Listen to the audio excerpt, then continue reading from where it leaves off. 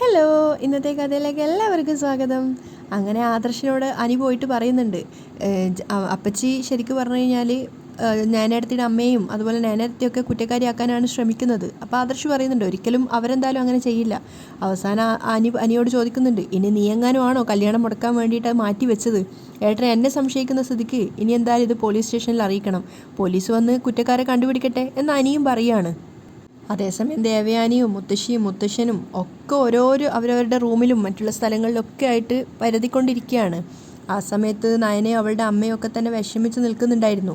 അങ്ങോട്ടേക്ക് വന്നിട്ട് ജലജയും അഭിയും ഒക്കെ പറയുന്നുണ്ട്, ആഹാ എന്തെങ്ങനെ മാറി നിൽക്കുന്നത്, എല്ലാവരോടും എല്ലായിടത്തും അരിച്ചു വെറുക്കാനല്ലേ അച്ഛൻ പറഞ്ഞിട്ടുള്ളത്. അപ്പം തന്നെ കനക പറയുന്നുണ്ട്, അത് ശരി, നിങ്ങൾക്കല്ലേ ഈ വീട്ടിലെ മുക്കും മൂലയും ഒക്കെ അറിയുന്നത്, പിന്നെ ഞങ്ങളെവിടെ നോക്കാനാ? അത് കേട്ടുകൊണ്ടാണ് ദേവയാനിയും ജാനകി അങ്ങോട്ടേക്ക് വരുന്നത്. അപ്പം തന്നെ ജലജ പറയുന്നുണ്ട്, ആഹാ മൊത്തത്തിലൊരു കള്ളലക്ഷണം ഉണ്ട്, കനകക്ക് കൺട്രോൾ ചെയ്യാൻ പറ്റുന്നുണ്ടായിരുന്നില്ല, തല്ലാൻ വേണ്ടി പോയിരുന്ന് കൈ ഇങ്ങനെ പിടിച്ചു വെക്കാണ് മോളെ നയനയോട് പറയുന്നുണ്ട്. അപ്പം ജലജ ദേവയാനിയോട് ചോദിക്കുകയാണ്, എല്ലായിടത്തും നോക്കിയോ ഏട്ടത്തി, ഇനി നിന്റെ മുറി കൂടി നോക്കാനുണ്ട്, ദേവയാനി പറയുന്നുണ്ട്. അത് തന്നെയാണ് ജലജ കാത്തിരുന്ന അവസരവും. അതുകൊണ്ട് തന്നെ അവർ പറയുന്നുണ്ട്, നോക്കാതെ ചിലർ മാറി നിൽക്കുന്നുണ്ട്. അത് കേട്ടിട്ട് നയനക്കും അമ്മയ്ക്കും ഒക്കെ സങ്കടമാകുമ്പോൾ ജാനകി പറയുന്നുണ്ട്, വെറുതെ നയനമോളെയും അവരുടെ കുടുംബക്കാരെയൊന്നും കുറ്റപ്പെടുത്തരുത്, സത്യം അറിയാതെ. എന്നാൽ പിന്നെ ഞാനൊന്നും പറയുന്നില്ലേ എന്നും പറഞ്ഞുകൊണ്ട് ജലജ അവിടുന്ന് പോവുകയാണ്. ബാക്കിയുള്ള എല്ലാവരും പരസ്പരം മുഖത്തോട് മുഖം നോക്കുന്നുണ്ട്. ജലജയുടെ സ്വഭാവം നന്നായിട്ട് അറിയാവുന്നത് കൊണ്ട് തന്നെ കനകയ്ക്ക് ചെറുതായിട്ടൊരു പേടിയും ടെൻഷനൊക്കെ ഉണ്ട്, ഇനി ഇവളെന്തെങ്കിലും ഗുലുമാല ഒപ്പിച്ച് വെച്ചോ എന്നൊക്കെ ആലോചിച്ചിട്ട്. ജലജയ്ക്ക് പിന്നാലെ തന്നെ വന്ന് അഭി ചോദിക്കുന്നുണ്ട്, അമ്മ എന്തൊക്കെയോ അറിഞ്ഞ മട്ടുണ്ടല്ലോ, നിന്റെ പോലെ മണ്ടൻ തലയല്ല എൻ്റേത്. ജലജ അവരെ കളിയാക്കുകയാണ്. ഇനി നടക്കാൻ പോകുന്നത് എന്താണെന്ന് നീ കണ്ടോ, അത് എന്താണെന്ന് പറഞ്ഞൂടെ? അഭിക്ക് തീരെ ക്ഷമയുണ്ടായിരുന്നില്ല. എടാ, ഈ മാല കാണാതായതുകൊണ്ടേ നമ്മളെ സംബന്ധിച്ചിടത്തോളം രണ്ട് നല്ല കാര്യങ്ങളാണ് നടക്കാൻ പോകുന്നത്.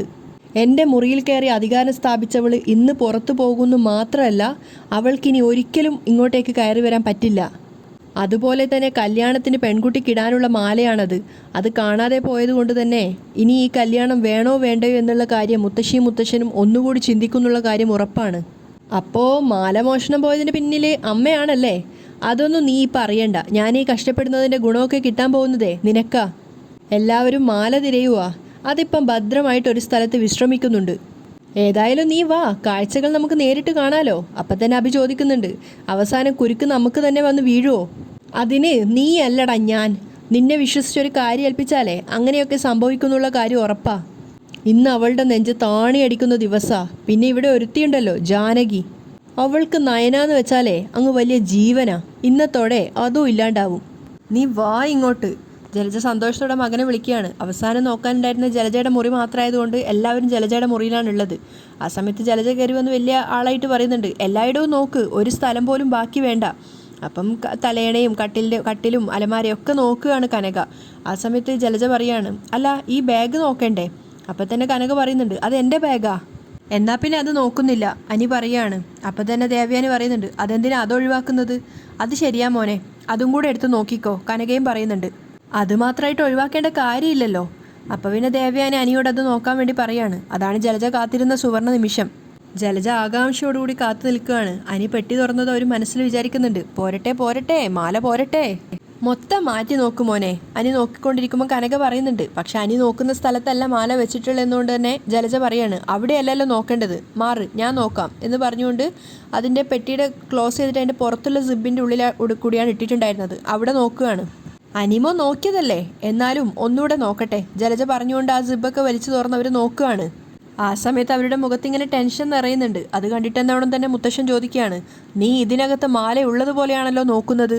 പക്ഷെ അപ്പോഴും ജലജയ്ക്ക് സമാധാനമില്ല. അവർ ഫുൾ ഡ്രസ്സൊക്കെ എടുത്ത് കൊട്ടി മുട്ടിയൊക്കെ നോക്കുകയാണ്. അപ്പോൾ ആ സമയത്ത് ആദർശ് ചോദിക്കുന്നുണ്ട്, അമ്മയുടെ ബാഗ് നോക്കിയതുപോലെ മറ്റെവിടെയും നോക്കിയിട്ടില്ലല്ലോ?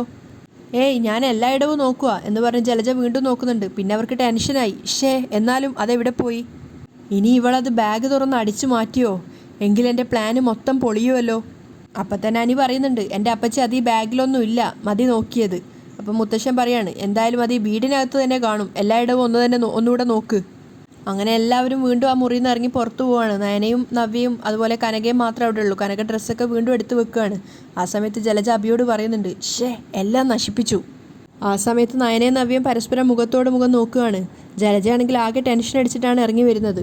പിന്നാലെ വന്നിട്ട് അഭി ചോദിക്കുന്നുണ്ട്, ബുദ്ധിമതിയായ അമ്മ എന്താ ഇങ്ങനെ വാടിക്കരിഞ്ഞ് നിൽക്കുന്നേ? എടാ, ഞാൻ അവളുടെ ബാഗിനകത്ത് ആ മാല വെച്ചതാ. എന്നിട്ട് എവിടെ? അതാ ഞാനും ആലോചിക്കുന്നത്. എന്നെ മണ്ടനെന്നും മരമണ്ടനെന്നും ഏതു നേരവും വിളിക്കുകയല്ലേ. അമ്മയുടെ ബുദ്ധി തന്നെയാണ് എനിക്കും കിട്ടിയിരിക്കുന്നത്. അതുകൊണ്ടേ നമുക്ക് അബദ്ധം മാത്രമേ പറ്റുള്ളൂ. അപ്പം തന്നെ ജലജക്ക് ദേഷ്യം വരികയാണ്. നീ പോടാ. എന്തിനാ എന്നോട് ചൂടാവുന്നത്? ഈ നയന എന്ന് പറയുന്നവൾ ഈ വീടിനകത്ത് കയറുന്നതിന് മുമ്പ് ഞാൻ ചെയ്തതെല്ലാം ഒരു പരിധിവരെ വിജയിച്ചിട്ടുണ്ട്. അതെ വിജയിച്ചിട്ടുണ്ട്. അതുപോലെ തന്നെ പിടിക്കപ്പെട്ടിട്ടുമുണ്ട്. അതുകൊണ്ടാണ് നിന്റെ മുത്തശ്ശന് നിന്നെ കുട്ടിക്കാലം മുതലേ ഇഷ്ടമല്ലാത്തത്. അതെ, ഇതുപോലൊരു മുത്തശ്ശൻ ഉള്ളതുകൊണ്ടാണ് ഒന്നും നടക്കാത്തത്. അല്ലെങ്കിൽ എത്രമാത്രം കോടികൾ ഉണ്ടാക്കിയേനെ ഞാൻ. അപ്പം ജലജ പറയുന്നുണ്ട്, ആ മുത്തശ്ശൻ്റെ വിശ്വാസം പിടിച്ചു പറ്റുക വേണ്ടത്. അതിന് നിന്നെക്കൊണ്ടായില്ലല്ലോ. അതുകൊണ്ടാണ് എനിക്കിങ്ങനെ കഷ്ടപ്പെടേണ്ടി വരുന്നത്. കനകയെയും മക്കളെയും എങ്ങനെയെങ്കിലും അടിച്ച് വെളിയിലാക്കാനും അനിയുടെ കല്യാണം നടക്കാതിരിക്കാനും വേണ്ടിയാണ് ഞാനീ കഷ്ടപ്പെടുന്നത്. അല്ലമ്മേ, എന്നാലും ആ മാല എങ്ങോട്ട് പോയി? അതാ ഞാനും ആലോചിക്കുന്നത്. ഒരുപക്ഷേ അവരാ ബാഗ് ചിലപ്പോൾ തുറന്നു നോക്കി കാണും. അപ്പോഴാ മാല അവർക്ക് കിട്ടിയെങ്കിൽ അതെവിടെയെങ്കിലും ഒളിപ്പിച്ച് കാണും. അങ്ങനെയെങ്കിൽ നമുക്ക് പോലീസിൽ കേസ് കൊടുത്താലോ? അവർ വന്ന് കണ്ടുപിടിക്കട്ടെ. ജലജ പറയാണ്. അതെ, മുത്തശ്ശനെങ്ങാൻ പോലീസിൽ കേസ് കൊടുത്താലേ അവർ വരുന്നത് പോലീസ് നായയുമായിട്ടായിരിക്കും. അങ്ങനെയെങ്കിൽ അമ്മയും ചിലപ്പോൾ പിടിക്കപ്പെടും. അതെങ്ങനെ? അമ്മയല്ലേ ആ മാല എടുത്തത്. അപ്പോൾ ആ മാല എടുത്തവരെയെല്ലാം പോലീസ് നായ മണത്ത് കണ്ടുപിടിക്കില്ലേ? അയ്യോ, ആകെ കുഴപ്പമായോ? ജലജക്ക് പേടിയാവുകയാണ്. ഇനിയിപ്പോൾ പോലീസിൽ കംപ്ലൈൻറ്റ് കൊടുത്തില്ലെങ്കിലോ? 10-20 പവൻ്റെ സ്വർണ്ണമാല അവളുമാർക്ക് സ്വന്തമാവുകയും ചെയ്യും. അപ്പോൾ ജലജ പറയുന്നുണ്ട്, എടാ ഞാനത് അവളുടെ ബാഗിലാണ് വെച്ചത്, എന്നിട്ടും കണ്ടില്ല എന്ന് പറയുന്നത് ഭയങ്കര കഷ്ടം തന്നെയാണ്. ഞാൻ എന്തായാലും അത് ഒന്നുകൂടെ പോയി നോക്കട്ടെ. അപ്പം തന്നെ അഭി പറയുന്നുണ്ട്, അമ്മേ ദയവ് ചെയ്ത് അമ്മ ഇനി ഇതുപോലുള്ള ബുദ്ധിയൊന്നും പ്രയോഗിക്കല്ലേ. അത് കേട്ടതും ജലജ ദേഷ്യത്തോടെ പറയാണ്, നിന്നെപ്പോലെ ബുദ്ധി വികസിക്കാത്ത മക്കളുണ്ടായാലേ ഇതിനപ്പുറവും സംഭവിക്കും. എന്നിട്ട് അവർ വീണ്ടും മുറിയിലേക്ക് പോയിട്ട് കനകയുടെ ബാഗ് തുറന്ന് വിശദമായി പരിശോധിക്കുകയാണ്. ഒക്കെ വാരി വലിച്ചിട്ടിട്ടാണ് നോക്കുന്നത്. മുക്കും മൂലയും നോക്കിക്കൊണ്ടിരിക്കുക. അങ്ങോട്ടേക്കാണ് നയനയും നവ്യയും കൂടെ ഡോറ് തുറന്ന് കയറി വരുന്നത്. എന്താ, ഒന്നും കിട്ടിയില്ലേ? നയനയുടെ ചോദ്യം കേട്ടിട്ട് ജലജ ശരിക്കും ഞെട്ടിത്തെറിച്ച് നിൽക്കുകയാണ്. ബാഗിനകത്ത് മാലയില്ല അല്ലേ? നയന ചോദിക്കുകയാണ്. ഞാൻ മാലയൊന്നുമല്ല നോക്കിയത്. ജലജ പേടിയോടെ പറയുന്നുണ്ട്. പിന്നെ എന്താ നിങ്ങൾ നോക്കിയത്? നവ്യം വിട്ടുകൊടുക്കുന്നില്ല. അത് പിന്നെ വെറുതെ നോക്കിയതാ. എൻ്റെ അമ്മ മാല എടുത്തു എന്നുള്ള രീതിയിലാണല്ലോ നിങ്ങൾ സംസാരിച്ചതൊക്കെ. നയന ദേഷ്യത്തോടെ ചോദിക്കുകയാണ്. നേരത്തെ നിങ്ങൾ മനസ്സിലാക്കിയോ അമ്മ മാല എടുക്കുമെന്ന്? അത് പിന്നെ എല്ലായിടവും നോക്കുമായിരുന്നു. അപ്പം നവ്യ ചോദിക്കുന്നുണ്ട്, ഈ മുറിയിൽ വന്ന് അമ്മയുടെ ബാഗ് നോക്കാനുള്ള കാരണം എന്താണെന്നാണ് ചോദിച്ചത്. ഈ ബാഗ് നേരത്തെ അനി സെർച്ച് ചെയ്തതല്ലേ, പിന്നെ ഇതിനാ നിങ്ങൾ വീണ്ടും സെർച്ച് ചെയ്യുന്നത്? ജലജ തലതാഴ്ത്തി നിൽക്കുകയാണ്. എന്താ ഒന്നും പറയാത്തത്? നയന വീണ്ടും ചോദിക്കുന്നുണ്ട്. ആ സമയത്ത് ജലജ ഇങ്ങനെ പേടിയോടെ നിൽക്കുകയാണ്. അപ്പം കയ്യിലിരിക്കുന്ന ആ താലിമാല എടുത്തിട്ട് നയന കാണിച്ചു കൊടുക്കുന്നുണ്ട്. ദാ ഇത് കണ്ടോ? നയന കാണിച്ചു കൊടുക്കുന്ന സമയത്ത് ആദ്യം ജലജ ഒന്ന് പരിങ്ങുകയാണെങ്കിലും പെട്ടെന്ന് തന്നെ സൂത്രശാലിയായിട്ട് പറയുന്നുണ്ട്, എടി കള്ളി, അപ്പം നീയാണല്ലേ ഇത് മോഷ്ടിച്ചത്? ഇതാരാ മോഷ്ടിച്ചതെന്നൊക്കെ ഞങ്ങൾക്കറിയാം. അതിൻ്റെ തെളിവുകളൊക്കെ എൻ്റെ മൊബൈലിലുണ്ട്. നയന പറഞ്ഞു കേട്ടതും ജലജ ശരിക്കും ഞെട്ടിപ്പോയി. പൂജാമുറിയിൽ ഈ മാല വെച്ചപ്പോൾ തന്നെ എനിക്ക് ഉറപ്പുണ്ടായിരുന്നു എന്തെങ്കിലുമൊക്കെ സംഭവിക്കുമെന്ന്. അതുകൊണ്ട് തന്നെ നിങ്ങളുടെ പിന്നാലെ ഞങ്ങൾ ഉണ്ടായിരുന്നു. അതിനുശേഷം നിങ്ങൾ എത്രമാത്രം നാടകം കളിക്കുമെന്ന് ഞങ്ങളൊന്ന് നോക്കിയതാ. അപ്പം നവ്യം പരിഹസിക്കുന്നുണ്ട്. നാണമില്ലല്ലോ നിങ്ങൾക്ക്? അനിയുടെ കല്യാണം മുടക്കണം, എന്നിട്ട് ഞങ്ങളെ ഇവിടുന്ന് പുറത്താക്കണം. അതിനുവേണ്ടിയല്ലേ നിങ്ങൾ ഈ ചെയ്തത്? ഇതെല്ലാവരോടും പറയണം നയനെ, നവ്യ പറയാണ്. പെട്ടെന്ന് ജലജ പേടിയോട് പറയുന്നുണ്ട്, ദൈവത്തെ ഓർത്ത് ചതിക്കരുത്. നിങ്ങളല്ലേ എല്ലാവരോടും ചതി ചെയ്യുന്നത്, നയന പറയാണ്. എന്നിട്ട് ഞങ്ങൾ ക്ഷമിക്കണം അല്ലേ? ഇതൊക്കെ ഞങ്ങൾ നേരത്തെ അറിഞ്ഞില്ലായിരുന്നെങ്കിൽ ഇപ്പോൾ ഞങ്ങളുടെ അമ്മ കള്ളിയാവുമായിരുന്നു. ഒരു തെറ്റുപറ്റിപ്പോയി, സഹായിക്കണം, ജലജ കേണ് പറയാണ്.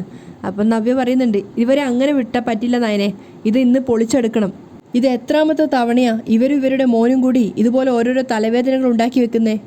ആ തലവേദനകൾക്കൊക്കെ ഒടുവിൽ തിരിച്ചടി കിട്ടുന്നത് ഇവർക്ക് തന്നെയല്ലേ ചേച്ചി? നയന കളിയാക്കുകയാണ്. അതുകൊണ്ട് ഇത്തവണ കൂടി നമുക്കിവരെ വെറുതെ വിട്ടേക്കാം. ഇനി ഇതുപോലുള്ള കളികൾ ഇവിടെ കളിക്കാൻ പാടില്ല. പറഞ്ഞത് നിങ്ങൾക്ക് മനസ്സിലായോ? അതിനുശേഷം ആ മാല അവരുടെ കയ്യിൽ വെച്ചു കൊടുത്ത് പറയുന്നുണ്ട്, ഇത് എവിടുന്നാണോ കിട്ടിയത് അവിടെ തന്നെ കൊണ്ടുവെക്കണം. ഞങ്ങളായിട്ട് ഇതാരോടും പറയുന്നില്ല, ഞങ്ങളുടെ അമ്മയുടെ അടുത്ത് പോലും. അപ്പം നവ്യ ദേഷ്യത്തോടെ പറയുന്നുണ്ട്, പെരുങ്കള്ളിന്നാണ് നമ്മുടെ അമ്മയെ വിളിക്കുന്നത്, പക്ഷേ ഇപ്പം ആ പേര് ചേരുന്നത് ആർക്കാണെന്ന് മനസ്സിലായോ? ജലജ മറുപടി ഒന്നും പറയാതെ തലതാഴ്ത്തിയിട്ട് ആ മാലയും കൊണ്ട് അവിടുന്ന് പോവുകയാണ്. അപ്പം നവ്യ നയനയോട് പറയുന്നുണ്ട്, ഇവരുടെ മകനും ഇവിടെ ഉള്ളിടത്തോളം കാലം നമ്മൾ ഈ വീട്ടിൽ സുരക്ഷിതരല്ല നയനെ. അവരെ കൊണ്ട് വിഘ്നേശ്വരൻ്റെ മുന്നിൽ 101 തവണ ഏത്തയിടിക്കുക വേണ്ടേ? പോട്ടെ, ഇനി ഇതുപോലെ എന്തെങ്കിലും ഉണ്ടായാൽ നമുക്ക് ഈ വീട്ടിൽ എല്ലാവരെയും അറിയിക്കാം. തൽക്കാലം ഒന്ന് ക്ഷമിച്ചേക്ക്. പക്ഷെ നവ്യക്ക് അവരോട് ക്ഷമിക്കാൻ പറ്റുന്നുണ്ടായിരുന്നില്ല. ജലജ ആരും കാണാതെ നേരെ പോയത് പൂജാമുറിയിലേക്കാണ്. എന്നിട്ട് പെട്ടെന്ന് തന്നെ ആ താലിമാല ആ ബോക്സിലിട്ട് വെക്കുന്നുണ്ട്.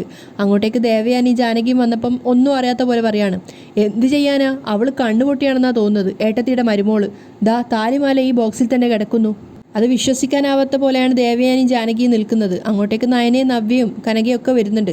അപ്പോൾ ജാനകി ചോദിക്കുകയാണ്, മോള് 2 പ്രാവശ്യം ഈ മാല ബോക്സ് നോക്കിയതല്ലേ, എന്നിട്ട് മാല കണ്ടില്ലായിരുന്നോ? ഇല്ല, കണ്ടില്ല. നയന വീണ്ടും ആ ബോക്സ് തുറന്ന് നോക്കിയപ്പോൾ മാല അതിനകത്തുണ്ട്. ഇത് എവിടുന്നാണ് കിട്ടിയത് ഇപ്പോൾ? നയന ഒന്നും അറിയാത്ത പോലെ ജലജയോട് ചോദിക്കുകയാണ്. അപ്പോൾ ജലജയും പറയുന്നുണ്ട്, ഇത് ഇതിനകത്ത് തന്നെ ഉണ്ട്. ഇവിടെയൊക്കെ ഞാൻ നോക്കിയതായിരുന്നല്ലോ. നയന പറയുന്ന സമയത്ത് ജലജയ്ക്ക് അവളെ കൊല്ലാനുള്ള ദേഷ്യം ഉണ്ടായിരുന്നു. ഒന്നും പറയാതെ നിൽക്കുകയാണ്.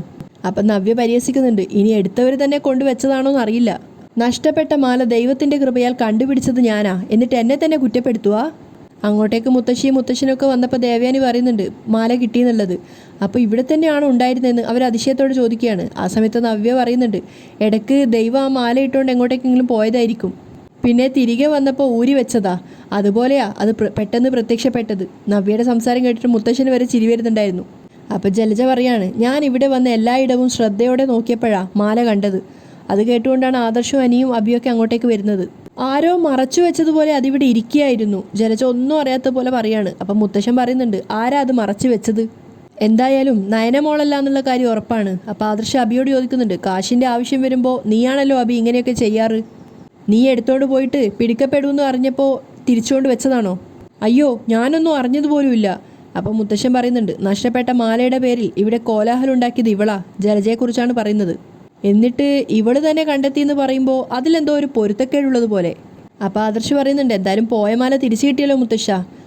അതുകൊണ്ട് ഇനി ഇതൊരു വിവാദമാക്കേണ്ട കാര്യമില്ല, മുത്തശ്ശനും പറയാണ്. പിന്നെ തിരികെ കൊണ്ടുവച്ചത് ഒറിജിനൽ ആണോ എന്ന് നോക്കണം എന്ന് പറഞ്ഞുകൊണ്ട് അദ്ദേഹം നയനയുടെ കയ്യിൽ നിന്ന് മാല വാങ്ങി നോക്കുകയാണ്. അപ്പോൾ അത് ഒറിജിനൽ സ്വർണം തന്നെയാണെന്ന് അദ്ദേഹത്തിന് മനസ്സിലായി. അതിനുശേഷം വീണ്ടും അത് ആ പെട്ടിയിൽ തന്നെ ഇട്ട് വെക്കാൻ പറയാണ്. അപ്പോൾ മുത്തശ്ശി പറയുന്നുണ്ട്, ഏതായാലും കുറച്ചു നേരത്തേക്ക് ശ്വാസം പോയതാ, ഇപ്പം അത് തിരിച്ചു കിട്ടി. അപ്പോൾ ജാനകിയും പറയുന്നുണ്ട്, മാല കാണാതായപ്പോൾ തന്നെ അത് നല്ല ലക്ഷണമല്ല എന്നും പറഞ്ഞ് ചിലരൊക്കെ സംസാരം തുടങ്ങി. എന്തെങ്കിലും പറഞ്ഞ് ഈ കല്യാണം മുടക്കണം, ഇവിടെ ചിലർക്ക് അത് മാത്രമേ ഉള്ളൂ. അപ്പം ജലജ പറയുന്നുണ്ട്, അന്ന് നമ്മൾ അമ്പലത്തിൽ പോയ സമയത്ത് അവിടെ നടന്ന കാര്യങ്ങളൊന്നും അത്ര നല്ലതായിരുന്നില്ല, അതിൻ്റെ കൂടെ മാലയും കൂടെ കാണാതെ പോയതുകൊണ്ടാണ് ഞാൻ അങ്ങനെയൊക്കെ പറഞ്ഞത്. അതിനെ നീ വളച്ചൊടിക്കേണ്ട ജാനകി. അപ്പം ദേവയാനിയും പറയുന്നുണ്ട്, നീയും നിൻ്റെ മക്കളും അല്ലാതെ മറ്റാരും നന്നാവുന്നത് നിനക്ക് ഇഷ്ടമല്ല ജലജെ. അപ്പം മുത്തശ്ശൻ പറയുന്നുണ്ട്, എന്തായാലും ഇവളുടെ പെൺമക്കൾ പുറത്തു പോയി പഠിക്കുന്നത് തന്നെയാണ് നല്ലത്. അതല്ല ഇവിടെ നിന്നിരുന്നെങ്കിൽ നാളെ വേറൊരു വീട്ടിൽ പോയി താമസിക്കേണ്ട ആ കുട്ടികൾ ഇവളെപ്പോലെ വഷളായനെ. അപ്പം ജലജ പറയുന്നുണ്ട്, എന്തുണ്ടായാലും എനിക്കും എൻ്റെ മക്കൾക്കുമാണ് കുറ്റം. അപ്പം മുത്തശ്ശി പറയുന്നുണ്ട്, അത് വെറുതെ പറഞ്ഞതല്ല, മാല കാണാതായപ്പോൾ മുതൽ നീ നയനയെയും അവളുടെ അമ്മയെയും നവ്യയൊക്കെയാണ് കുറ്റം പറഞ്ഞുകൊണ്ടിരുന്നത്, പ്രത്യേകിച്ചും കനകയെ. ഈ തറവാട്ടിലെ 2 മരുമക്കളുടെ അമ്മയാ അവള്. അത് ശരിയാ, കനകയ്ക്ക് വേണ്ടത്ര പരിഗണന നീ കൊടുക്കുന്നില്ല. അതിനെ കൂടെ അവിടെ ഒളിഞ്ഞും തെളിഞ്ഞും ആക്രമിക്കാൻ ശ്രമിച്ചാലുണ്ടല്ലോ, നീ കനകയ്ക്ക് അടിമപ്പണി ചെയ്യേണ്ടി വരും. നിന്നെക്കൊണ്ട് ഞാനത് ചെയ്യിക്കും, മുത്തശ്ശൻ ദേഷ്യത്തോടെ പറയാണ്. അതിനുശേഷം അദ്ദേഹം പോയപ്പം കനക പറയുന്നുണ്ട്, സത്യം പറഞ്ഞ ഇപ്പോഴേ എൻ്റെ ശ്വാസം ഒന്ന് നേരെ വീണത്. അപ്പം മുത്തശ്ശി പറയാണ്, അത് നിന്റെ കുഴപ്പാ കനകെ, ഇതുപോലെ നിന്നെ ഉന്നം വെച്ച് ഇവൾ സംസാരിക്കുമ്പോൾ നീ കൊടുക്കേണ്ടത് അപ്പം തന്നെ കൊടുക്കണം.